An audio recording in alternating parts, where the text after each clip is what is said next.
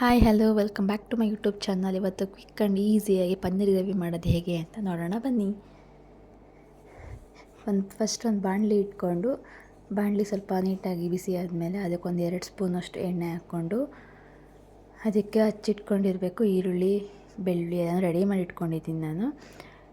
Next ಇದಕ್ಕೆ ಸ್ವಲ್ಪ ಕಾಯಿ ಹಾಕ್ಕೊತಾ ಇದ್ದೀನಿ. ಕಾಯಿನ ನೀವು ಹಚ್ಚಿ ಆದರೂ ಹಾಕ್ಕೊಬೋದು ಅಥವಾ ತುರಿದು ಆದರೂ ಹಾಕ್ಕೊಬೋದು.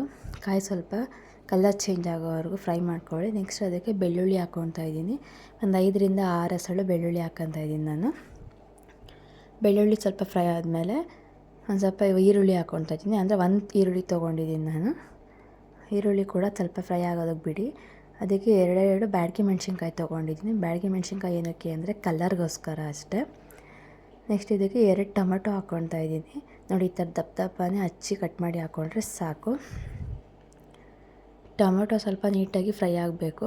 ಅದಕ್ಕೆ ನಾನು ಒಂದು 8ರಿಂದ 10ರಷ್ಟು ಗೋಡಂಬಿ ಹಾಕ್ಕೊತಾ ಇದ್ದೀನಿ. ಗೋಡಂಬಿ ಹಾಕ್ಕೊಂಡ್ರೆ ಗ್ರೇವಿ ತುಂಬ ಚೆನ್ನಾಗಿ ಬರುತ್ತೆ. ಯಾವುದೇ ಗ್ರೇವಿಗಾದ್ರೂ ಸ್ವಲ್ಪ ಗೋಡಂಬಿ ಟ್ರೈ ಮಾಡಿದ್ರೆ ಚೆನ್ನಾಗಿರುತ್ತೆ. ಅದಕ್ಕೆ ಕೊತ್ತಂಬರಿ ಸೊಪ್ಪು ಹಾಕ್ಕೊತಾ ಇದ್ದೀನಿ. ಕೊತ್ತಂಬರಿ ಸೊಪ್ಪನ್ನ ಸ್ವಲ್ಪ ನೀಟಾಗಿ ಫ್ರೈ ಮಾಡಿಕೊಂಡು ಇದನ್ನು ಸ್ವಲ್ಪ ಲಾಸ್ಟಿಗೆ ಖಾರದ ಪುಡಿ ಸ್ವಲ್ಪ ಮತ್ತು ಧನಿಯಾ ಪುಡಿ ಹಾಕ್ಕೊತಾ ಇದ್ದೀನಿ. ಖಾರದ ಪುಡಿ ಆದರೂ ಹಾಕ್ಕೊಬೋದು, ಸಾಂಬಾರು ಪುಡಿ ಆದರೂ ಹಾಕ್ಕೊಬೋದು. ನೆಕ್ಸ್ಟ್ ಇದಕ್ಕೆ ಲಾಸ್ಟಿಗೆ ಸ್ವಲ್ಪ ಪಾಲಕ್ ಸೊಪ್ಪು ಹಾಕ್ಕೊತಾ ಇದ್ದೀನಿ. ಇದೆಷ್ಟು ನೀಟಾಗಿ ಸ್ವಲ್ಪ ಫ್ರೈ ಮಾಡಿಬಿಟ್ಟು ಸ್ವಲ್ಪ ತಣ್ಣಗಾಗೋಕ್ಕೆ ಆಫ್ ಮಾಡಿ ಬಿಟ್ಬಿಡಿ. ಅಷ್ಟೊತ್ತಿಗೆ ಒಗ್ಗರಣೆಗೆ ಸ್ವಲ್ಪ 1 ಈರುಳ್ಳಿ 2 ಹಸಿರು ಮೆಣಸಿನ್ಕಾಯಿ ತೊಗೊಳ್ಳಿ ಖಾರಕ್ಕೆ. ಒಂದು ಸ್ವಲ್ಪ ಕರಿಬೇವು ಸೊಪ್ಪು ಇಷ್ಟನ್ನು ರೆಡಿ ಮಾಡಿಕೊಂಡು ಇದಕ್ಕೆ ನಾನು ಕೊತ್ತಂಬರಿ ಸೊಪ್ಪು ಸಬ್ಸಿಗೆ ಸೊಪ್ಪು 2 ಮಿಕ್ಸ್ ಮಾಡಿ ಕಟ್ ಮಾಡಿ ಇಟ್ಕೊತಾ ಇದ್ದೀನಿ. ಫ್ಲೇವರ್ ಚೆನ್ನಾಗಿರುತ್ತೆ ಅಂತ ಅಷ್ಟೇ. ನೀವು ಸಬ್ಸಿಗೆ ಸೊಪ್ಪನ್ನ ಸ್ಕಿಪ್ ಮಾಡ್ಕೊಬೋದು. ಸೊ ಇದು ತಣ್ಣಗಾಗಿದೆ. ಇದು ನೀವು ಮಿಕ್ಸಿ ಜಾರಿಗೆ ಶಿಫ್ಟ್ ಮಾಡ್ಕೊತಾ ಇದ್ದೀನಿ. ಶಿಫ್ಟ್ ಮಾಡಿ ರುಬ್ಕೊಂಬರ್ತೀನಿ. ನೋಡಿ, ಈ ಥರ ಈ ಥಿಕ್ನೆಸ್ಸಲ್ಲಿ ರುಬ್ಕೊಂಡು ಬಂದಿದ್ದೀನಿ. ಜಾಸ್ತಿ ಸಾಫ್ಟಾಗೂ ಇರಬಾರ್ದು, ಜಾಸ್ತಿ ಸ್ವಲ್ಪ ರಫಾಗೂ ಇರಬಾರ್ದು, ಆ ಥರ ರುಬ್ಕೊಂಡು ಬಂದಿದ್ದೀನಿ. ಸೊ ಇನ್ನೊಂದು ಬಾಣಲಿ ಇಟ್ಕೊಂಡು ಒಗ್ಗರಣೆಗೆ ಇವಾಗ ಒಂದು 5ರಿಂದ 6 ಸ್ಪೂನಷ್ಟು ಆಯಿಲ್ ಹಾಕ್ಕೊಂಡು ಅದಕ್ಕೊಂದು ಸ್ವಲ್ಪ ಸಾಸಿವೆ, ಒಂದು ಅರ್ಧ ಸ್ಪೂನ್ ಜೀರಿಗೆ ಹಾಕ್ಕೊತಾ ಇದ್ದೀನಿ. ಇದಕ್ಕೆ ಒಂದು 2 ಲವಂಗ ಮತ್ತು ಚಕ್ಕೆ ಹಾಕ್ಕೊಂಡಿದ್ದೀನಿ. ಆ್ಯಂಡ್ ಇದು ಫ್ಲೇವರ್ಗೋಸ್ಕರ ಕಸೂರಿ ಮೆಥಿ ಹಾಕ್ಕೊಂಡಿದ್ದೀನಿ. 2 ಹಸಿರು ಮೆಣಸಿನ್ಕಾಯಿ, ಒಂದು ಕಟ್ ಮಾಡಿ ಇಟ್ಕೊಂಡಿರೋಂಥ ಈರುಳ್ಳಿ ಇಷ್ಟನ್ನು ಹಾಕಿ ಒಗ್ಗರಣೆಯಲ್ಲಿ ಸ್ವಲ್ಪ ಬಾಡಿಸ್ಬೇಕು.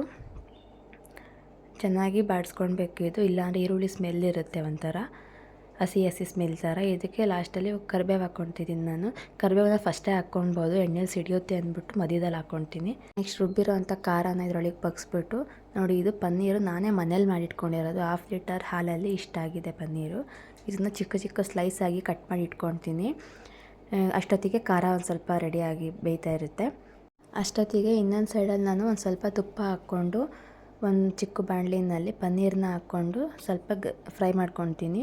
ತುಪ್ಪದಲ್ಲಿ ಪನ್ನೀರ್ ಫ್ರೈ ಆದರೆ ತುಂಬ ಚೆನ್ನಾಗಿರುತ್ತೆ, ಟೇಸ್ಟಿ ಆ್ಯಂಡ್ ಫ್ಲೇವರ್ಫುಲ್ ಆಗಿರುತ್ತೆ. ಪನ್ನೀರ್ ತಿನ್ನಬೇಕಾದ್ರೆ ತುಪ್ಪದ ಫ್ಲೇವರ್ ಚೆನ್ನಾಗಿ ಬರ್ತಾ ಇರುತ್ತೆ. ಹಾಗಾಗಿ ತುಪ್ಪದಲ್ಲಿ ಫ್ರೈ ಮಾಡ್ಕೊತೀನಿ.